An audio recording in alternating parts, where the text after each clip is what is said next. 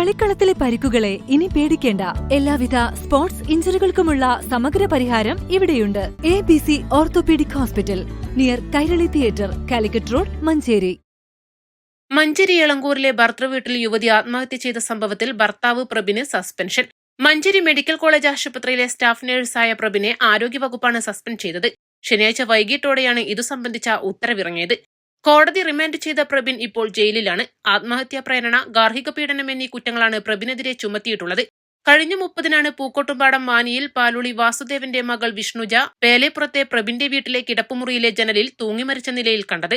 യുവതിയെ പ്രബിനും വീട്ടുകാരും ഉപദ്രവിച്ചിരുന്നുവെന്ന് വിഷ്ണുജയുടെ കുടുംബം ആരോപിച്ചിരുന്നു. സ്ത്രീധനത്തിന്റെയും സൗന്ദര്യത്തിന്റെയും പേരിൽ ആക്ഷേപിച്ചുവെന്നും വിഷ്ണുജയുടെ പിതാവ് വാസുദേവൻ ആരോപിച്ചിരുന്നു. ഗാർഹിക പീഡനം, ആത്മഹത്യാ പ്രേരണ, സ്ത്രീപീഡനം തുടങ്ങിയ വകുപ്പ് പ്രകാരമാണ് കേസ്.